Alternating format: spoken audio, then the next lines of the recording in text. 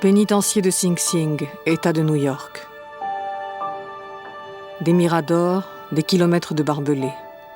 Et là, une simple maison de briques rouges. Ce qui fut la maison de la mort.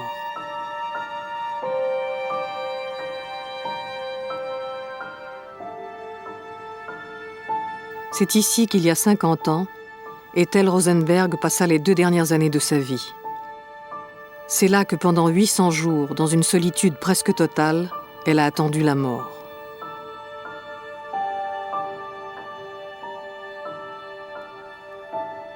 L'administration avait accepté qu'une petite table soit placée dans sa cellule.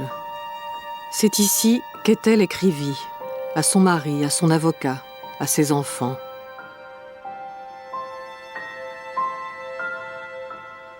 Un soir de juin, on est venu la chercher. Le long couloir qui conduisait les condamnés à mort à la chaise électrique, les gardiens l'avaient surnommé « The Last Dance », la dernière danse. Mais Ethel ne s'est pas débattue. Elle a marché toute droite, puis s'est assise sur la chaise électrique, juste sous cette lucarne jaunâtre et brûlée. Face à elle, une dizaine de témoins. Une mort en direct. Ethel Rosenberg a été exécutée le 19 juin 1953 au coucher du soleil, quelques instants après son mari. Julius était accusé d'avoir transmis les secrets de la bombe atomique aux Soviétiques. Ethel, elle, n'était coupable que d'être femme de Julius.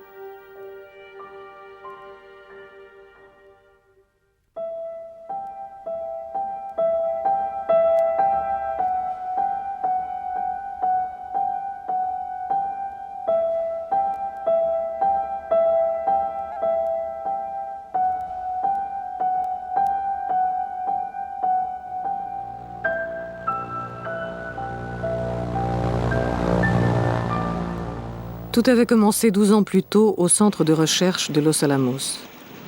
Afin de devancer l'Allemagne dans la réalisation d'une arme nucléaire, les États-Unis ont réuni les chercheurs les plus prestigieux, parmi lesquels de nombreux savants qui ont fui l'Allemagne nazie. Leur mission, mettre au point la bombe atomique. Nom de code, projet Manhattan. Mais lorsqu'ils procèdent à leur premier essai, la guerre a pris fin en Europe.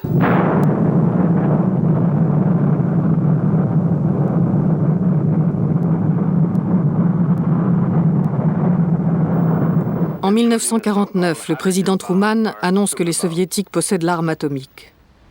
Les États-Unis et l'Union soviétique, les alliés d'hier, sont devenus les ennemis d'aujourd'hui. C'est la guerre froide.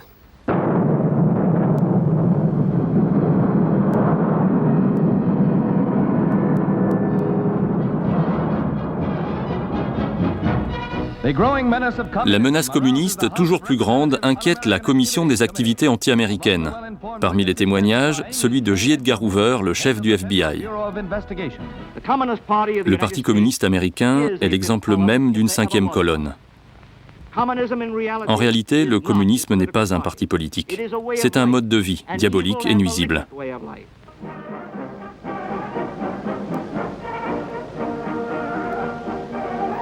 En 1950, un obscur sénateur républicain, Joseph McCarthy, affirme que l'explosion de la bombe atomique soviétique est la preuve que les espions communistes sont partout.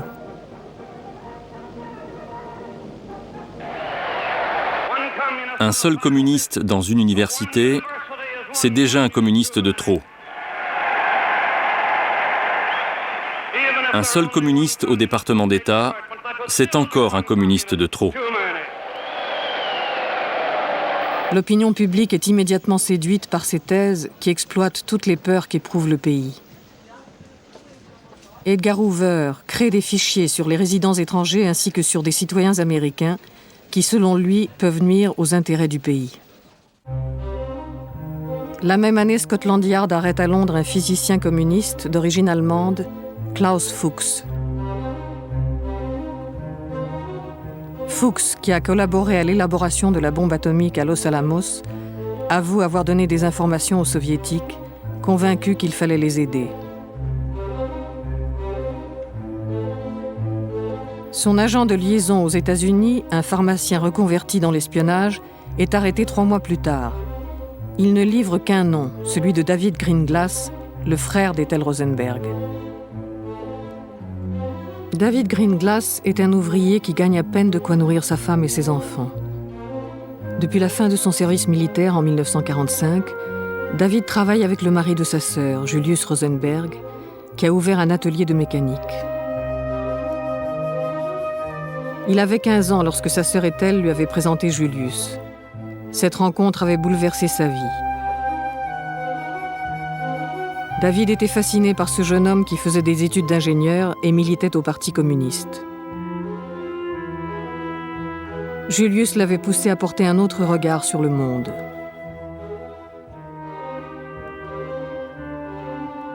David et sa femme Ruth étaient devenus de fervents militants communistes. Le 15 juin 1950, les agents du FBI arrêtent David Greenglass. Lorsqu'ils réalisent qu'ils ont en face d'eux un homme terrorisé, ils le menacent d'inculper sa femme. Après quelques heures de garde à vue, Greenglass s'effondre et avoue. Pendant mon service militaire à Los Alamos, j'ai transmis des informations sur la bombe atomique à mon beau-frère Julius. C'est lui qui m'a convaincu d'aider l'Union soviétique. Le 17 juillet 1950, à l'aube, des agents du FBI se présentent au domicile des Rosenberg. Julius a à peine le temps d'ouvrir la porte qu'on lui passe les menottes, sous les yeux de sa femme Ethel et de ses 2 jeunes enfants terrifiés. Des agents envahissent l'appartement. Ils poussent Ethel et les enfants dans une chambre. On embarque Julius, direction le siège du FBI. Il nie être un espion à la solde des Soviétiques, mais le seul témoignage de David suffit pour le maintenir en détention. Il choisit pour avocat Emmanuel Bloch, connu pour ses sympathies communistes. Le juge fixe la caution à $100 000. Julius, dans l'incapacité de payer une telle somme, est incarcéré. Ethel est anéantie par l'arrestation de son mari.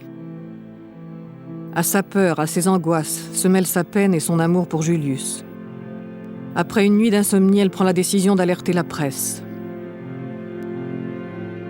Il faut qu'elle proclame l'innocence de son mari. Ethel reçoit les journalistes dans sa cuisine, pose pour les photographes. Elle a décidé de montrer à l'Amérique la femme de l'espion atomique soviétique, une banale épouse, une mère de famille, son torchon de cuisine à la main.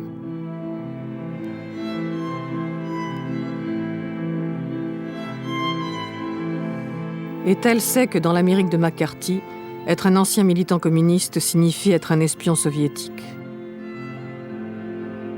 Aussi, elle affirme avec cette détermination qui ne la quittera plus, « Nous ne sommes ni l'un ni l'autre communistes ». Le choix du « nous », moins de 24 heures après l'arrestation de Julius, dit tout ce qui l'unit à son mari.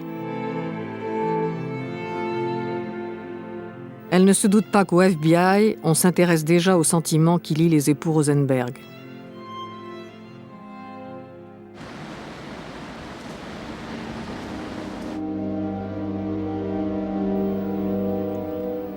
Edgar Hoover, face au silence de Julius, a décidé d'arrêter sa femme, bien que les accusations de son frère ne la mettent jamais en cause. Hoover veut être celui qui réussira à faire avouer Julius. Il va utiliser Ethel comme moyen de pression pour faire parler son mari et le pousser à admettre qu'il est à la tête d'un réseau d'espionnage au profit des Soviétiques.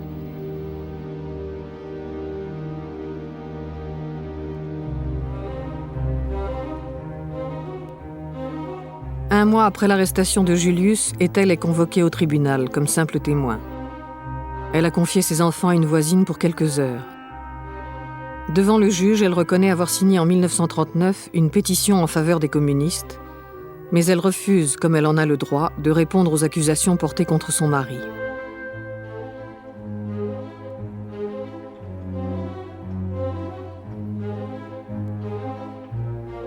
Ethel quitte le tribunal et se dirige vers la station de métro. Au moment où elle s'apprête à descendre les marches, 2 hommes la saisissent par le bras et l'entraînent. Ils n'ont qu'à traverser la place pour se retrouver au siège du FBI. On l'autorise à téléphoner à ses enfants. Elle a juste le temps de murmurer à Michael Tu te souviens de ce qui est arrivé à papa? Il m'arrive la même chose. Juste le temps d'entendre le hurlement de son fils, puis un agent raccroche.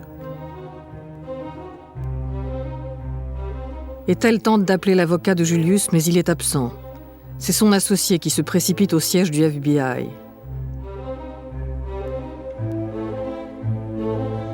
Elle est déjà devant le juge qui lui lit les motifs d'inculpation. Vous avez eu, au sujet de la base atomique de Los Alamos, une conversation avec votre mari en 1943, puis une autre avec votre frère en 1944. Son avocat tente d'obtenir quelques jours de délai pour organiser la garde des enfants. Le juge refuse et décide de l'incarcération immédiate d'Ethel.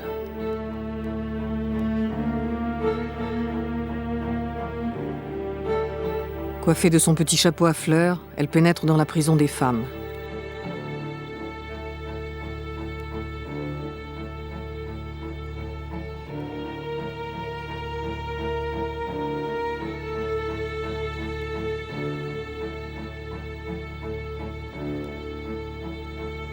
Ethel quitte ses vêtements sous les yeux d'une gardienne qui la traite de rat communiste. Elle doit subir la fouille au corps avant d'enfiler l'uniforme des prisonnières.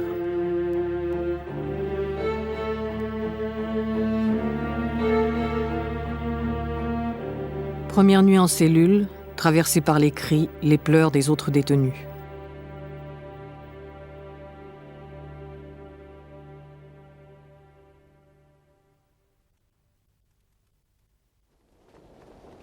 L'arrestation n'a fait que renforcer la volonté d'Ethel de rester aux côtés de Julius, de ne pas céder aux pressions.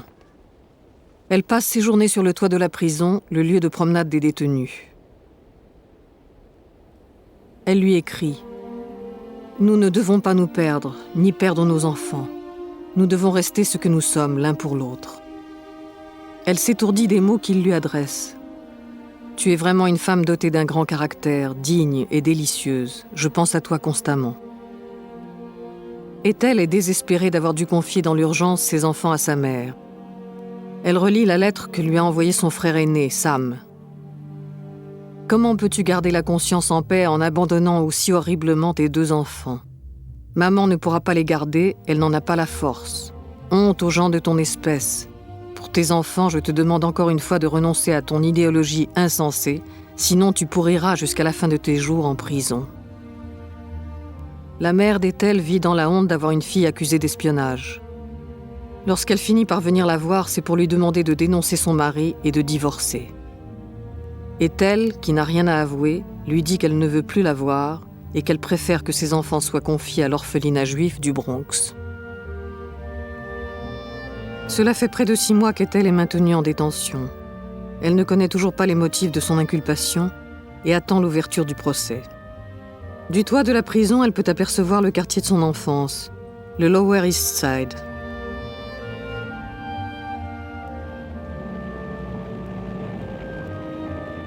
C'est là qu'Ethel est née en 1915, dans ce quartier d'immigrants juifs qui comptait dans les années 20 près de 300 000 habitants. Elle n'a connu que cette petite Pologne, cette petite Russie au cœur de New York, où les nouvelles du monde arrivaient à peine à briser ce monde clos, où l'on ne parlait que le yiddish. C'est cette Amérique-là que sa mère a découverte lorsqu'elle est arrivée de son village des confins de l'Empire austro-hongrois, avant de réaliser que le rêve américain s'arrêtait ici, dans le Lower East Side.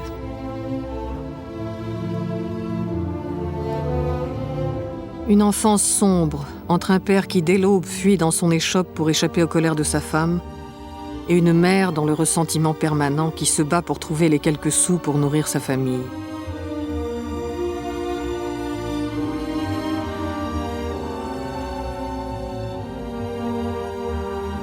Ethel est l'aînée de 3 enfants et la seule fille.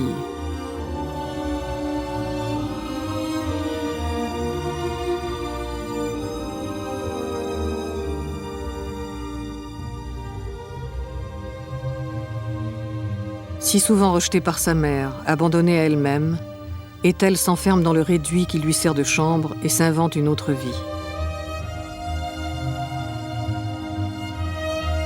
Elle va apprendre à cacher ses sentiments et se construire un personnage fort, invulnérable.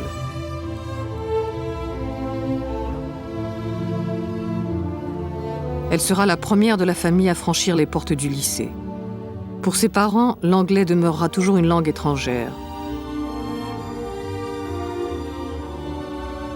Ethel, elle, est déjà une petite Américaine. Impatiente de quitter sa mère, impatiente d'être indépendante. En 1929, dans le journal du lycée, on peut lire « Ethel Greenglass, quel talent de comédienne !»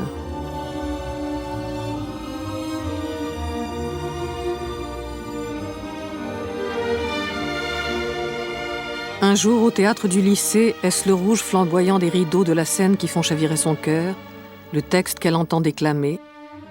Elle n'a plus qu'une idée en tête, monter sur les planches, elle aussi.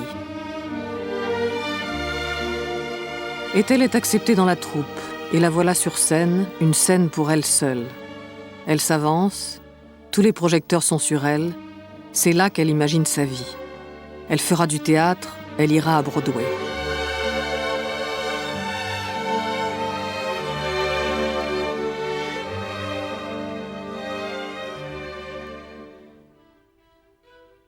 La crise des années 20 qui secoue l'Amérique l'arrache à ses illusions. Ethel sera manutentionnaire dans une compagnie de transport. Celle qui fut en révolte contre sa famille va trouver dans le syndicalisme une autre forme de lutte. Elle est à la tête de la première grève contre ses employeurs, se couche sur la chaussée avec ses camarades pour empêcher l'entrée des camions.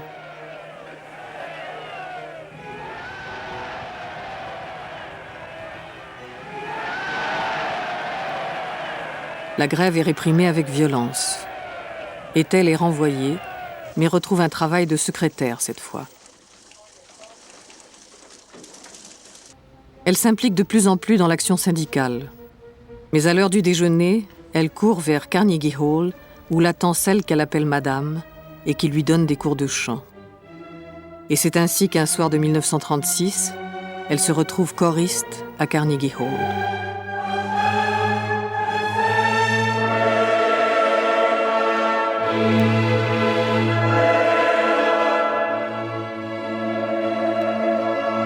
Entre son travail, ses activités syndicales et le chant, Ethel se bâtit un emploi du temps extrêmement rigoureux pour échapper à sa famille. Elle ne subira plus, elle choisira. Elle abandonne les cabarets yiddish de la Seconde Avenue où elle se produisait parfois et ne chante plus désormais que pour les organisations syndicales qui la sollicitent à chaque manifestation. Ethel a trouvé son public. Ils auraient pu se croiser dans les rues de leur quartier, le Lower East Side, mais c'est au cœur de New York, un soir de la Saint-Sylvestre 1936, qu'Ethel rencontre Julius Rosenberg, l'unique amour de sa vie. Elle a 21 ans, il en a 18. Ils ne se quitteront plus. Tous deux partagent les mêmes élans pour construire un monde meilleur. Julius est étudiant à City College, une des rares universités gratuites et ouvertes aux Juifs. Adolescent, il se destinait au rabbinat, mais il a abandonné le livre des prophètes pour le manifeste du Parti communiste et rejoint les étudiants qui militent au parti.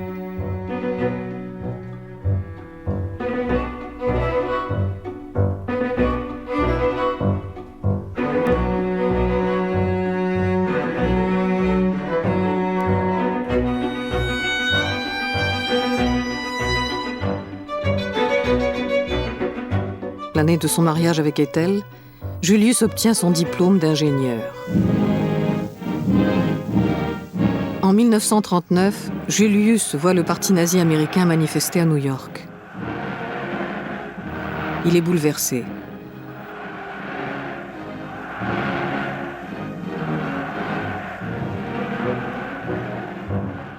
La conduite héroïque de l'armée rouge pendant la guerre l'a-t-elle poussé à transmettre aux soviétiques des informations sur les radars ? Les États-Unis et l'Union soviétique combattaient alors ensemble l'Allemagne. Le chef du KGB à New York soutiendra plus tard que Julius voulait être un petit soldat de Staline et lutter contre le nazisme. Mais ni Julius ni personne n'en apporteront jamais la confirmation. En 1943, Julius et Ethel emménagent dans un ensemble d'immeubles neufs. Ce 3 pièces leur semble d'un luxe inouï. Julius abandonne tout militantisme à la naissance de son fils. En 1945, une enquête met en évidence son passé communiste et il est licencié des services de communication de l'armée. La même année, Julius ouvre un atelier de mécanique et engage son beau-frère David. Dans l'immédiate après-guerre, la vie quotidienne est difficile, d'autant plus qu'Ethel attend un deuxième enfant. Et le 17 juillet 1950, la vie d'Ethel bascule. Julius est arrêté. Le procès s'ouvre en mars 1951. Julius n'a toujours rien avoué. Le gouvernement américain, dans cette guerre de propagande qu'il livre à l'Union soviétique, a besoin d'un succès éclatant. Il décide de donner tout pouvoir au ministère de la Justice pour mettre en scène le procès des espions atomiques. Il ne leur manque qu'un témoignage pour accuser Ethel. C'est l'assistant du procureur qui va se charger de mettre au point, grâce au soutien de David Greenglass, toujours au secret, la machination qui va briser Ethel. Avant même que les Rosenberg ne franchissent les portes du tribunal, leur sort est scellé.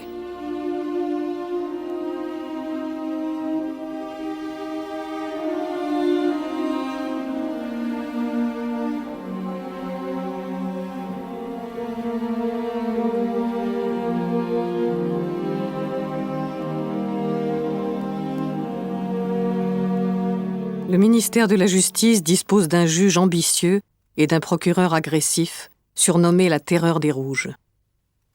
Les Rosenberg ne vont pas être accusés de trahison, mais de conspiration, ce qui ne nécessite aucune preuve matérielle. Il suffit d'apporter un témoignage. Le témoin, c'est le frère d'Ethel, David Greenglass. Bien que David ne soit pas un scientifique, on a décidé que les informations insignifiantes qu'il a collectées à Los Alamos et qu'il aurait transmises à Julius ont servi aux Russes à mettre au point la bombe atomique. Le premier jour, le juge sélectionne les jurés, une femme et 11 hommes, et s'assure de leur loyauté.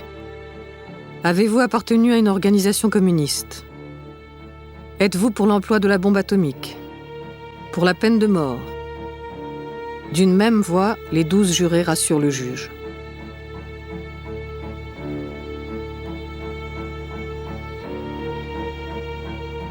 Le procureur commence son intervention par ces mots. La preuve sera faite que la loyauté des Rosenberg n'est pas au service de notre pays, mais du communisme. Vous verrez que les preuves de la trahison des Rosenberg sont accablantes. Julius ne répond à aucune question concernant son passé communiste et refuse de mettre en cause ses camarades universitaires. Il affirme être un citoyen américain loyal. Il ajoute « Je pense que le gouvernement soviétique a fait beaucoup pour améliorer le sort des opprimés et surtout a largement contribué à détruire la peste hitlérienne qui a tué 6 millions de mes coreligionnaires et cela me tient beaucoup à cœur. »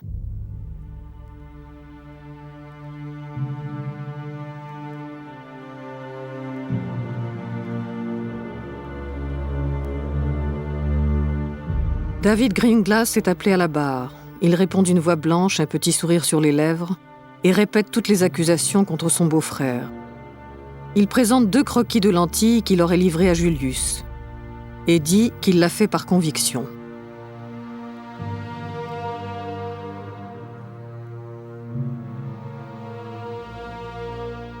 Et soudain, lorsqu'Ethel l'entend dire « C'est ma sœur qui dactylographiait les notes du rapport que je donnais à Julius », d'un seul coup, tout s'effondre pour elle.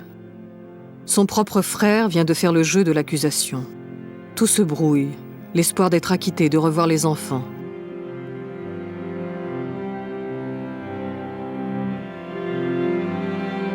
À cet instant, elle sait qu'elle ne les reverra plus libres.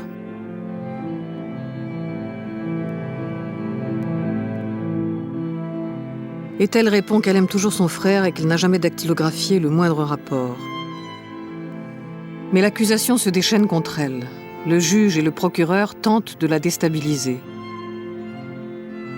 Elle fait face, avec une force stupéfiante, répond avec calme, sans laisser paraître les émotions qui l'envahissent. Un témoin parlera de la crucifixion d'Ethel ce jour-là. Une vraie tragédie grecque, dira un autre. Emmanuel Bloch ne présente aucune plaidoirie en faveur d'Ethel. Il ne veut pas attirer l'attention sur le fait que les preuves contre elle sont inexistantes. Le faire signifie reconnaître une certaine validité à l'accusation portée contre Julius. Ethel, elle, a pris la décision d'unir son sort à celui de son mari. Les jurés déclarent à l'unanimité que les Rosenberg sont coupables. C'est au juge de décider de la condamnation. Persuadé que Julius cédera et finira par avouer, le ministère de la Justice fait savoir qu'il souhaite une condamnation à mort pour les Rosenberg. Le juge, qui ambitionne d'être nommé à la Cour suprême, accepte. Edgar Hoover envoie aussitôt un courrier au juge. Il est effrayé par la proportion que prend son initiative. Inculpé est-elle pour faire avouer Julius. Il craint que la condamnation à mort d'une mère de 2 enfants sans antécédents criminels paraisse cruelle et gratuite. Il souhaite donc que le juge commue sa peine de mort en 30 ans de prison.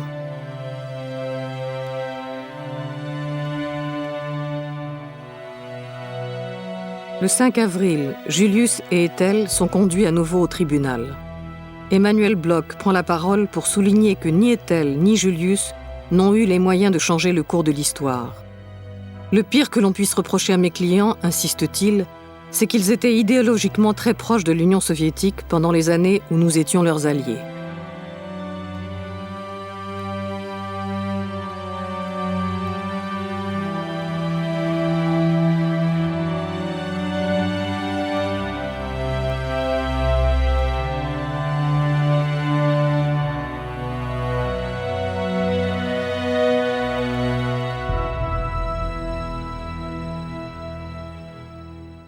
Le juge déclare : le verdict dans cette affaire est rendu dans un contexte unique.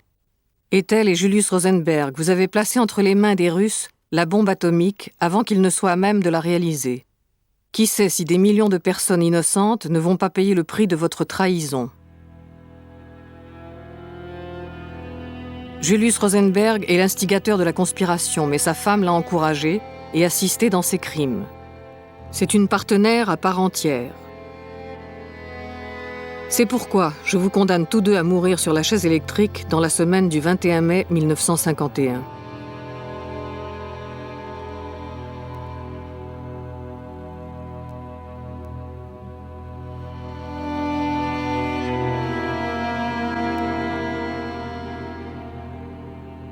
Ethel chuchote à Julius : « Je ne veux pas mourir sur la chaise électrique, je préfère être fusillée. »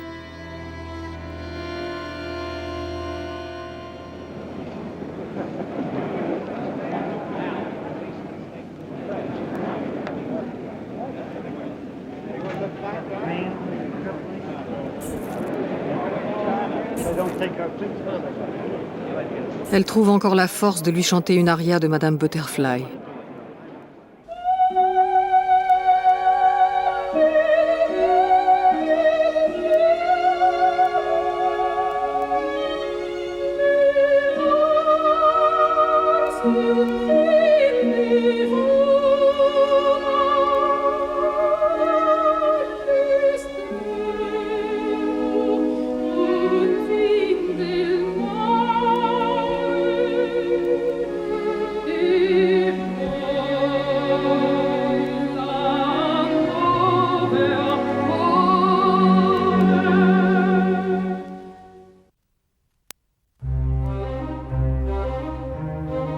Une semaine plus tard, le FBI l'arrache de sa cellule de la prison de New York pour la conduire au pénitencier de Sing Sing. On ne lui laisse même pas le temps de prendre les photos de ses enfants. Elle a un dernier sourire pour ses compagnes qui lui crient « Ethel, on t'aime !»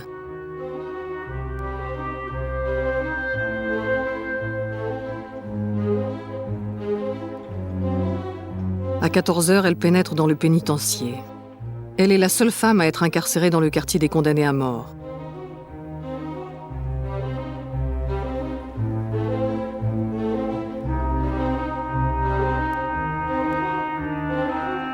À nouveau, ce jour-là, elle entre en résistance. Résister à sa famille, résister au FBI, résister à l'horreur du couloir de la mort. Les moments de doute, de détresse ne franchiront jamais les murs de sa cellule.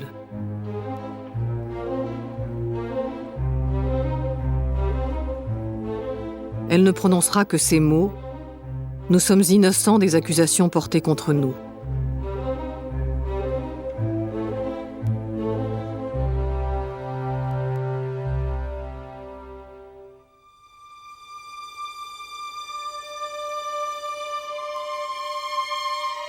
Lorsque Bloch la retrouve une semaine plus tard, Ethel a cessé de se battre et n'est plus qu'une femme brisée par les quelques jours passés dans la maison de la mort. Il lui dit « J'ai fait appel, je ne vous laisserai pas ici, vous retournerez à la prison de New York. » C'est Julius qui réussit à obtenir son transfert à Sing Sing et rejoint Ethel. Le 16 mai 1951, séparés par des tonnes de béton, ils dorment sous le même toit pour la première fois depuis près d'1 an.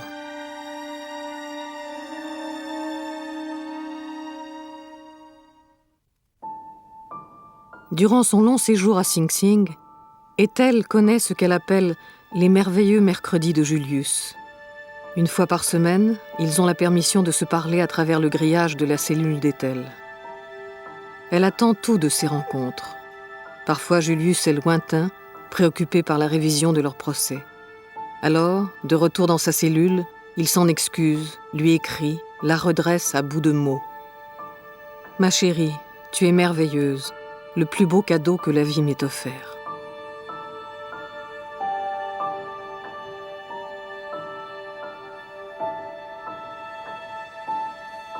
Depuis son arrestation, voilà près d'1 an, Ethel n'a pas revu ses enfants. Elle redoutait de les voir en prison, mais là, elle se sent prête. Elle supplie Julius de se préparer à répondre à leur fils s'il l'interroge sur la manière dont sont exécutés les condamnés à mort. De leur expliquer brièvement que c'est par électrocution, sans douleur, mais que bien sûr, ils n'en arriveront pas là.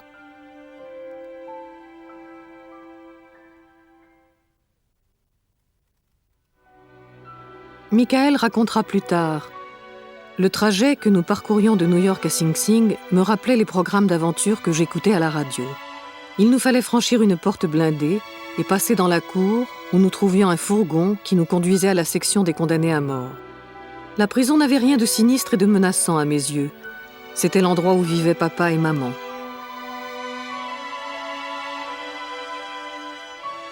Robert et moi attendions ces visites avec impatience. Nous insistions pour que les gardiens nous passent à la fouille. C'est probablement à la première visite que j'ai demandé à voir la chaise électrique.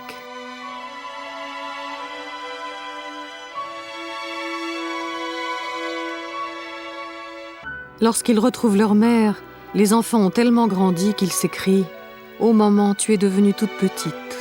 Ethel tente de paraître naturelle, chante, bavarde. Michael joue. Seul Robert garde son visage triste. Julius, qui les verra plus tard, domine moins ses émotions qu'Ethel. Il ne peut réprimer ses sanglots lorsque Michael s'écrie « Papa, je voudrais être à ta place ». Emmanuel Bloch, qui les accompagne, écrira « On se serait cru dans un salon. Parfois, à les voir jouer dans cette pièce, je me demandais si le monde où je vivais était bien réel et non pas le fruit de mon imagination. Souvent, les enfants s'amusaient à se cacher derrière la porte. Je racontais à Ethel et à Julius qu'ils n'avaient pas pu venir, mais en général leur fou rire les trahissait. Ils mangeaient du chocolat et jouaient au pendu. »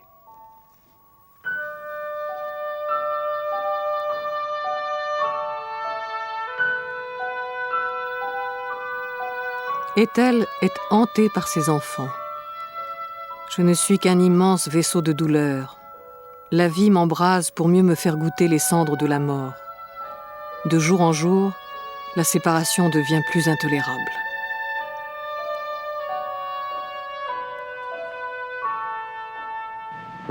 Le 27 février 1952, 1 an après le verdict, Bloch apprend que l'appel est rejeté.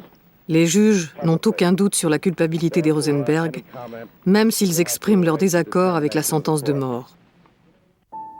Lorsqu'elle apprend la nouvelle, Ethel écrit à Julius.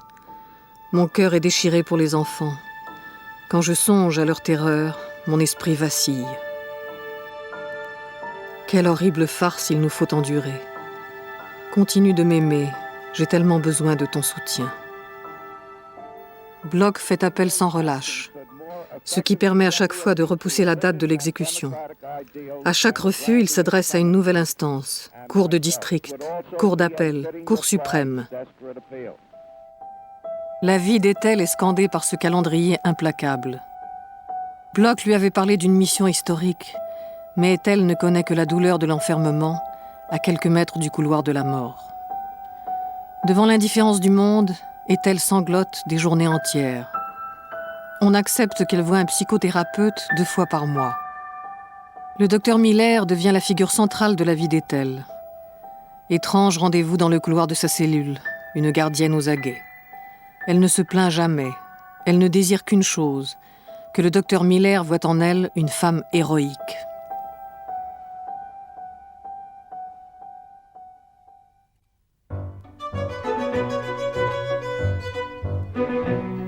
Enfin, après des mois d'isolement, les Rosenberg reprennent espoir. En décembre 1952, des milliers de sympathisants arrivent dans la petite ville d'Ossining, proche de Sing Sing, pour leur apporter leur soutien. Et même s'ils ne peuvent approcher du pénitencier et que les Rosenberg ne peuvent entendre leur chant, Ethel et Julius espèrent que c'est le peuple qui les sauvera. Ils n'ont jamais protesté contre le silence du parti. Dans l'hystérie anticommuniste du moment, ils avaient compris qu'il ne fallait pas l'embarrasser. Enfin, les comités Rosenberg, soutenus par le Parti communiste, lancent une campagne en leur faveur, aussi bien en Amérique qu'en Europe.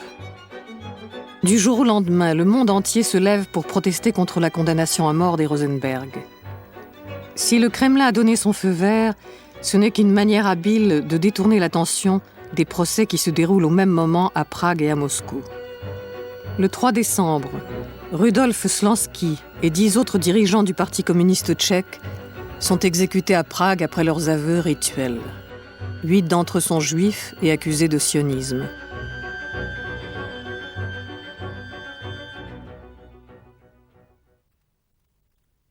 Fin décembre 1952, la vague de protestation pousse le juge à ne plus retarder l'exécution. Il autorise tout de même Bloch à présenter un recours en grâce au président Truman. Mais Truman laisse le dossier à son successeur Eisenhower, qui prend ses fonctions le 20 janvier 1953.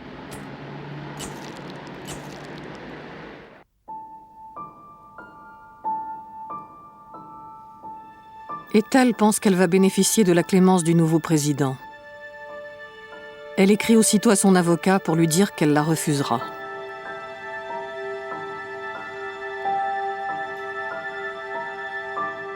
Je ne serai plus qu'une morte vivante. Je verrai à chaque instant le visage de mon bien-aimé. Que vaudrait cette pitié pour mes enfants si l'on tuait leur père adoré? Plutôt accompagner Julius dans la mort que de vivre grâce à une telle faveur. Toute son énergie, toute sa force, elle veut les garder pour se répéter qu'elle mène avec Julius un combat pour la justice. Les enfants Rosenberg se rendent avec la mère de Julius à la Maison-Blanche. Ils tentent de remettre une lettre au président dans laquelle ils le supplient d'accorder la clémence à leurs parents.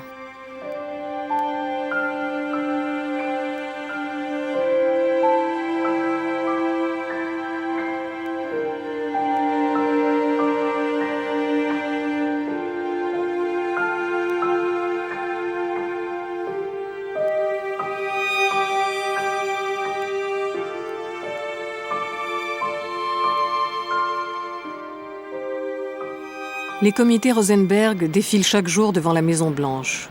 Des milliers de télégrammes et de lettres affluent à la présidence.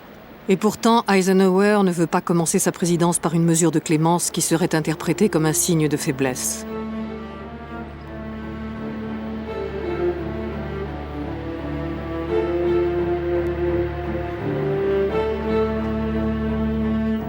Eisenhower répond à un ami. Les Rosenberg ont exposé des millions de citoyens à un danger de mort. De plus, Ethel paraît être l'élément dominant du couple. Dans ce cas, c'est la femme qui domine par son caractère fort et tenace, tandis que l'homme est faible.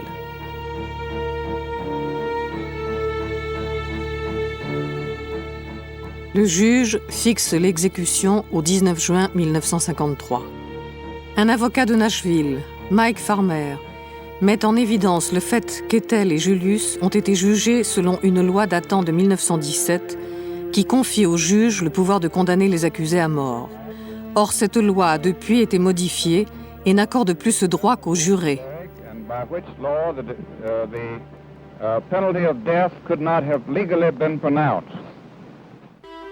Le 15 juin 1953, Mike Farmer et Emanuel Bloch trouvent enfin un juge qui accepte d'entendre ce nouvel argument.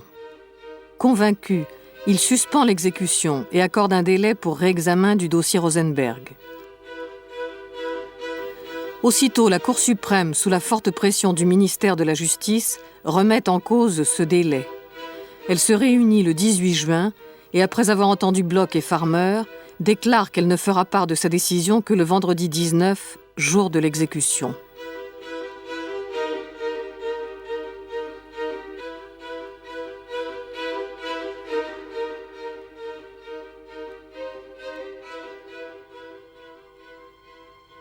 Ce même jour, Michael et Robert rendent visite à leurs parents pour la dernière fois. Ethel ravale ses larmes jusqu'à la douleur. Le désespoir, c'est pour plus tard, lorsqu'elle sera seule. Elle leur écrit « Parce que je vous aime plus que moi-même, je n'ai pas voulu laisser couler mes larmes devant vous. »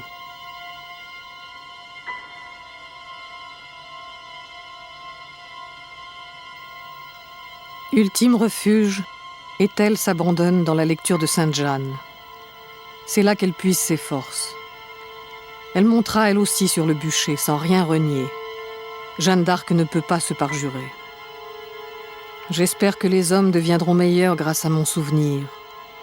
Ils ne se souviendraient pas aussi bien de moi si vous ne m'aviez brûlé. Le vendredi 19 juin à midi, la Cour suprême rend sa décision. Elle annule le délai. L'exécution aura lieu cette nuit. Bloch trouve un ultime argument pour retarder de quelques jours, de quelques heures, la mort des Rosenberg. J'ai demandé au président des États-Unis de différer l'exécution des Rosenberg, qui était prévue ce soir à 23 heures, afin de respecter le Shabbat, qui, comme vous le savez peut-être, est une fête religieuse observée par les Juifs. À 14 heures, le juge annonce qu'il avance l'exécution à 20 heures, quelques minutes avant le début du Shabbat. Joseph Francel, le bourreau, est un électricien qui a accepté ce travail supplémentaire pour $300. Persuadé que l'exécution va être ajournée, il a quitté le pénitencier. Le directeur de Sing Sing charge 2 agents de le retrouver. À 16 heures, les agents du FBI pénètrent à Sing Sing. Ils ont l'ordre d'interrompre l'exécution si Julius se décide à parler, même sanglé sur la chaise électrique. Tous leurs espoirs reposent sur lui. Ils n'ont préparé qu'une question concernant Ethel. Votre femme était-elle au courant de vos activités ?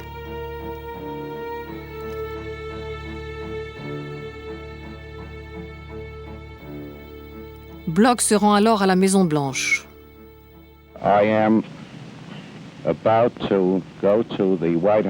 Je pars à l'instant à la Maison-Blanche pour tenter d'obtenir une audience auprès du président Eisenhower.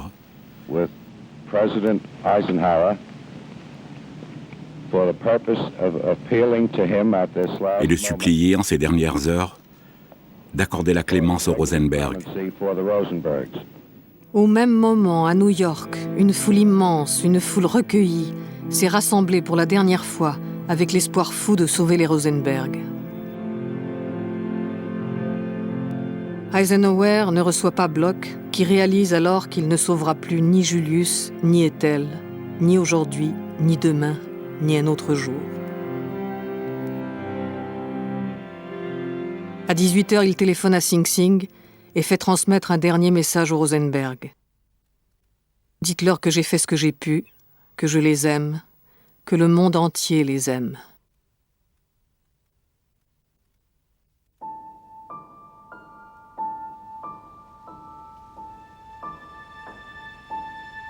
Julius et Ethel ont renoncé au repas des condamnés. Leurs mains se touchent à travers le grillage qui les sépare. Personne ne saura jamais ce qu'ils se sont dit. Ils écrivent leur testament, confient leurs enfants à leur avocat, Emanuel Bloch.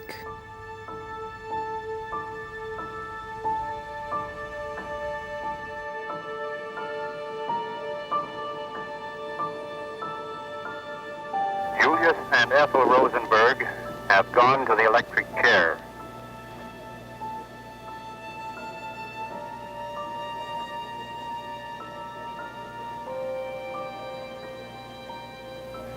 go into the death chamber was Julius Rosenberg.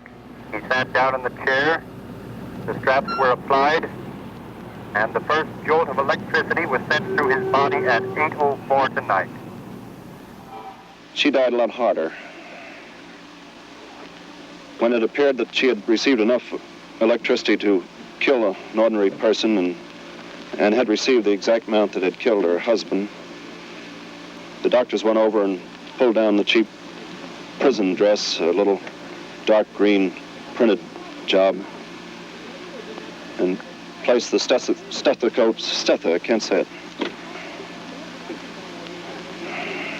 placed the stethoscopes to her, and then looked around, looked at each other rather dumbfounded, and seemed surprised that she was not dead.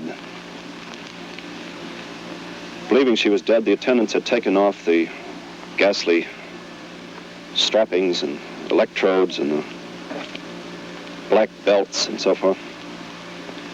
And these had to be readjusted again,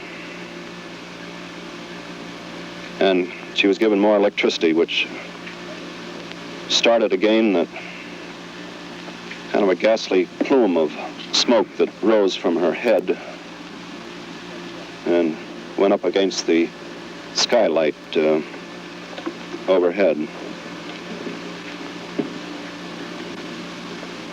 After two more of those jolts, Ethel Rosenberg had met a maker she'll have a lot of explaining to do to.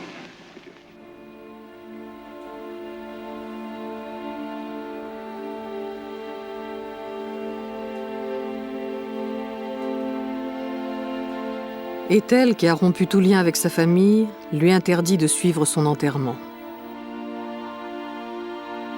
Ethel écrit dans sa dernière lettre « Souvenez-vous que nous étions innocents et que nous ne pouvions trahir notre conscience. Mon mari est innocent comme je le suis moi-même. Aucune puissance ne nous séparera, ni dans la vie, ni dans la mort. Je ne vous demande qu'une chose, consoler mes petits. »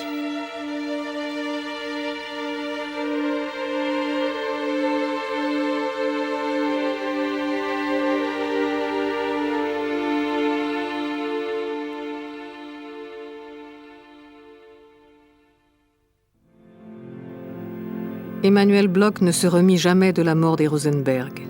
Il fut retrouvé sans vie dans son appartement new-yorkais, terrassé par une crise cardiaque, 6 mois après leur exécution. Michael et Robert Rosenberg furent adoptés par un couple d'amis d'Ethel et Julius. David Greenglass, condamné à 14 ans de prison, fut libéré en 1960. En décembre 2001, 50 ans après le procès des Rosenberg, David Greenglass avouait avoir fabriqué avec l'aide du FBI le faux témoignage qui envoya sa sœur Ethel à la mort.